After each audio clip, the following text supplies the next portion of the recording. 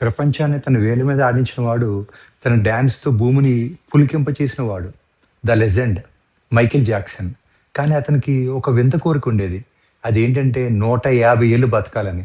అవును. చావును ఓడించాలని యుద్ధం ప్రకటించాడు. తన ఇంటి దగ్గరే 24 గంటలు కాపలాగా 12 మంది డాక్టర్లు, శరీరం చెక్కు చెదరకుండా 15 మంది ట్రైనర్లు.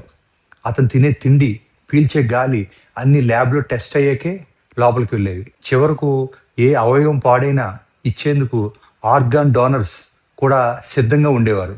కానీ ప్రకృతి లెక్కలు వేరుగా ఉన్నాయి.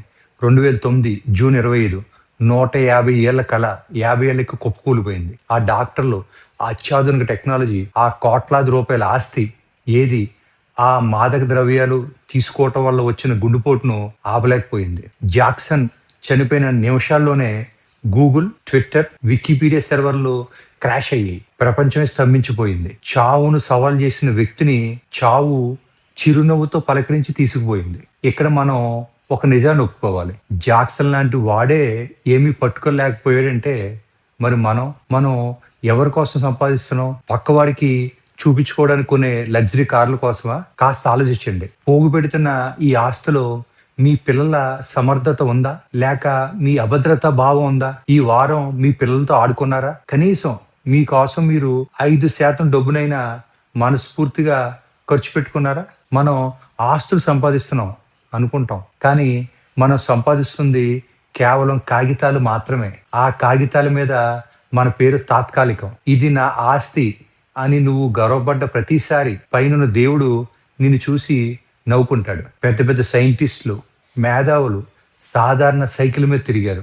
గుర్తుంచుకోండి. ఐశ్వర్యవంతుడు అవడం తప్పు కాదు. కానీ కేవలం డబ్బుతోనే ఐశ్వర్యం వస్తుంది అనుకోవడం పెద్ద తప్పు. జీవితాన్ని మీరు కంట్రోల్ చేయండి. లేదంటే జీవితం మిమ్మల్ని కంట్రోల్ చేస్తుంది. చిట్ట చివరికి మనతో మిగిలేది మనం పొందిన తృప్తి, పంచుకున్న ప్రేమ, అనుభవించిన శాంతి మాత్రమే.